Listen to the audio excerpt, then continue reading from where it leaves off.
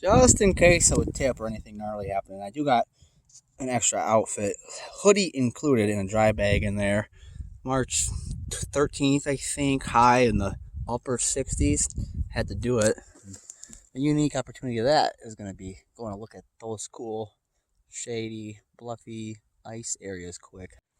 When I was getting ready to get in the water and stuff, I did notice the water level dropped, and you can really, recently it looks like the water level dropped, and you can really kind of see that there.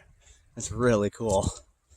Like an ice shelf and that little gap. It's really neat. That's cool. Oh, my kayak's gonna run into it. Oh. There's a neat crane perched right there.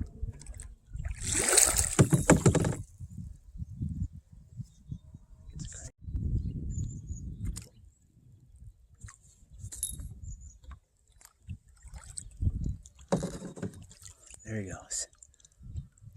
Crane has officially moved to the other side of the river. Those Canadian hankers you can hear in the distance. He was just near them. They flew off. He didn't. Oh. Did he hear my... I really want to get him to stand on the shore and let me scoot on by for a sweet view. He's not...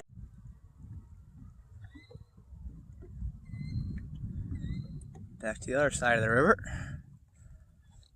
There he is. There's those two Canadian honkers again there.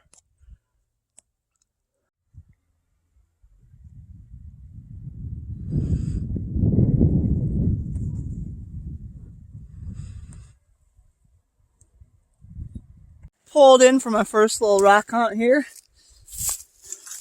Not a lot of space to cover, but some pretty big rocks in there. Gosh, it'd be beautiful to find a good size something awesome.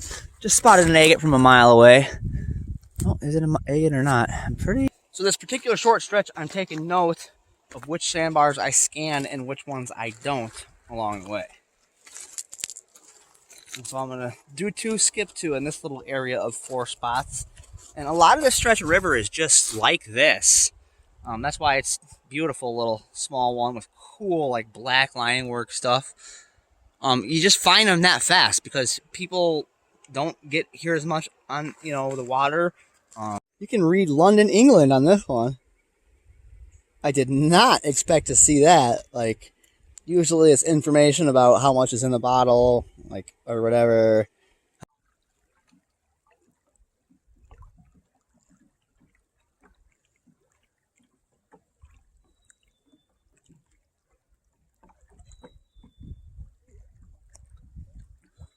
Who else watches Trailer Park Boys? And every time you hear that bird, you think, cheeseburger. It's kind of a wide patch of river for this river.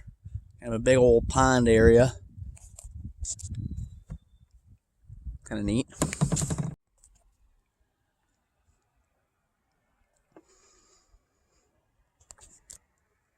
Bit of a log jam there, I'd say.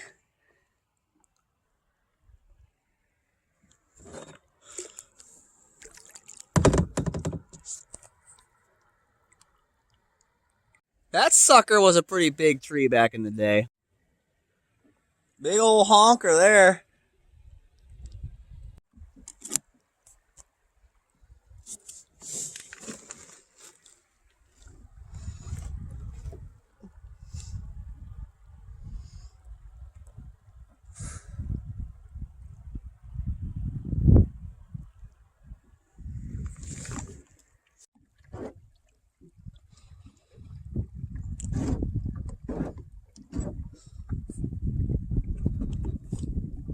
I'm about halfway through my float. Kind of neat, one benefit of the advancements of technology compared to doing this as a kid or even 15 years ago. The ability to just pull up that Google Maps and see where I am relative to where I'm finishing.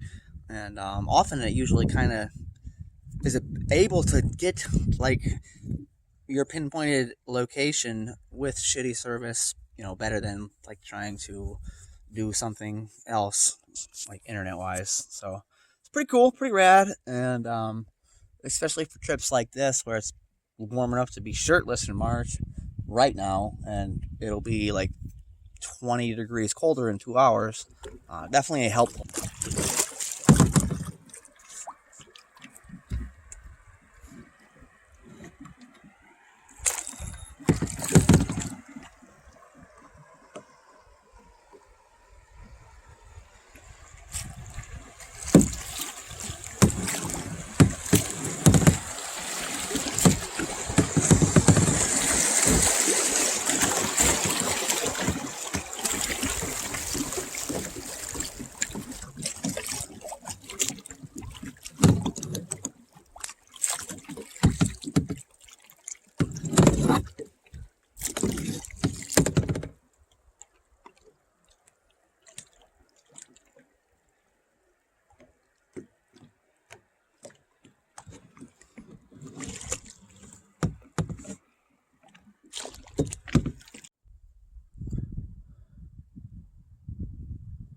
I don't know what those birds that just set out of the tree are. One of them looks like a bald eagle.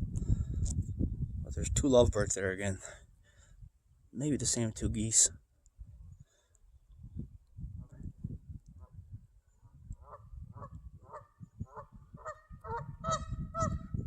That other one I just caught a different angle on as it scooted through the air. And I don't think it was in fact a bald eagle. Those 2 maybe were lovebirds as well. Just in the more birds of prey type nature. There's one of them again.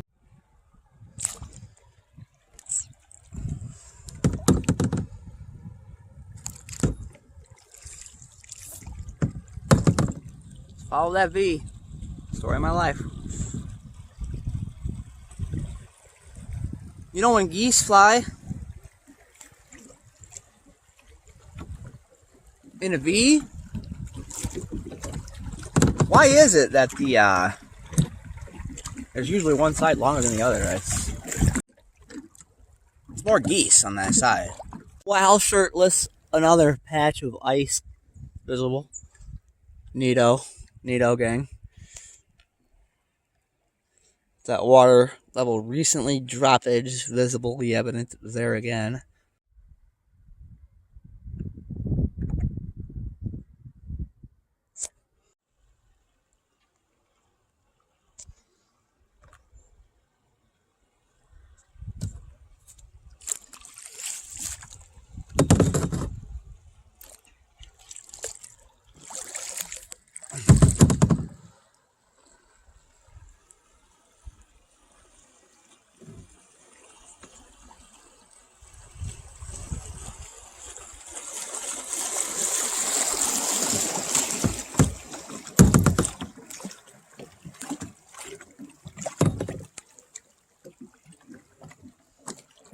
Alright, I'm getting pretty close to my end point.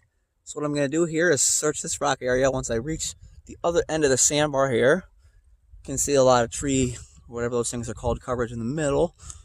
Great time of year to quickly walk through that type of stuff and see if there's anything in there before it turns green. And yeah, then I'll be getting to the end point / fire cooking pit to continue to add some more bigger pieces of chert and fossil too I've found on that sandbar since the last video of that.